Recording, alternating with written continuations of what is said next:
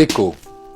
C'est le nom de la monnaie unique qu'ont retenu le 29 juin 2019 les chefs d'État et de gouvernement de la Communauté économique des États de l'Afrique de l'Ouest. Année de mise en circulation annoncée, 2020. Conséquence, l'ECO relèguera sur les étagères de l'histoire les monnaies qui ont cours aujourd'hui dans cette partie de l'Afrique. Comme par exemple le franc CFA, la monnaie de 8 pays sur 15 de la CEDEAO. Autant dire que l'enjeu est de taille. Pour comprendre pourquoi, il faut faire un peu d'histoire. En 1945, la France crée une unité monétaire, le franc CFA. CFA ? CFA pour Colonie française d'Afrique. En 1958, le CFA devient le franc de la Communauté française d'Afrique. Puis au fur et à mesure de la décolonisation, la zone africaine du franc CFA se réduit. Après les indépendances, il deviendra le franc de la Communauté financière d'Afrique dans ces pays-là, et dans cela, le franc de la coopération financière en Afrique centrale. Mais plus d'un demi-siècle après l'indépendance de ces pays, c'est toujours la France qui gère la monnaie de ses anciennes colonies. Une situation unique au monde. En clair, ces 14 pays africains sont sous la tutelle du ministère français des Finances. Dans les faits, le Trésor public français, donc l'administration française, fixe le taux de change en euros du franc CFA.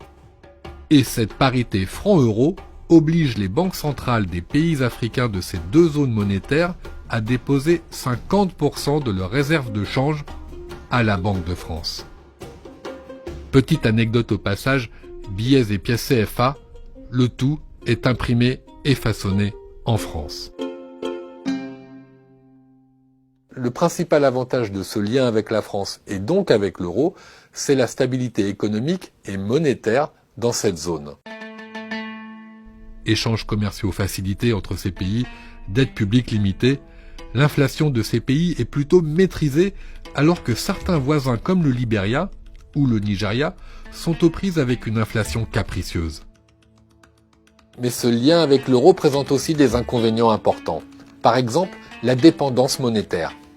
Comme on l'a dit avant, ces pays doivent déposer 50% de leurs réserves d'argent en France.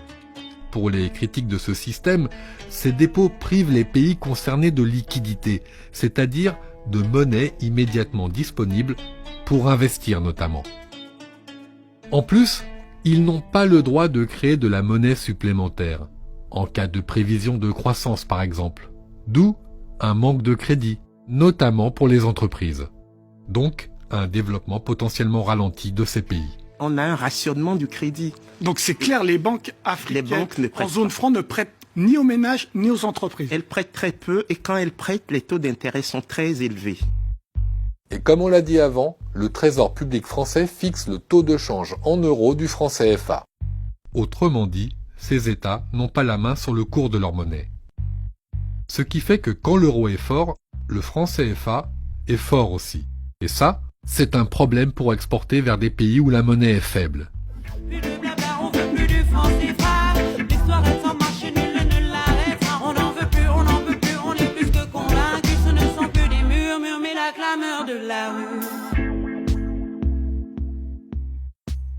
Du coup, l'idée d'un CFA exit, c'est tentant. D'abord, même symboliquement, ce serait un bon moyen de s'affranchir de la tutelle de Paris pour toutes les raisons qu'on a vues avant. Mais au risque de se retrouver sous la coupe d'un autre poids lourd économique situé, lui, dans la région. Le Nigeria, un pays pétrolier qui représente les 2/3 du PIB de la zone et la moitié de sa population.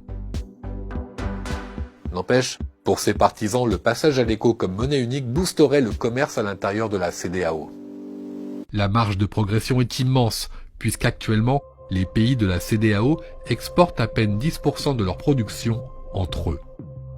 Mais pour les détracteurs de l'éco, cet argument ne tient pas. Ils prennent le cas des pays de la CEMAC, qui ont une monnaie unique, le franc CFA, depuis plus de 70 ans. Et malgré ça, ils ne commercent pas beaucoup entre eux. Autour de 2% du total des échanges. Enfin, et surtout, pour tourner la page du franc CFA, ces pays, comme tous ceux de la CEDEAO, doivent d'abord être économiquement solides. Ils doivent remplir certains critères dits de convergence. Par exemple, inflation inférieure ou égale à 5%, déficit budgétaire qui ne doit pas dépasser 3% du PIB, réserve d'argent, etc. Tout ça pour que les économies de ces 15 États soient relativement comparables. Problème, à ce jour, aucun d'entre eux ne respecte ces critères de convergence.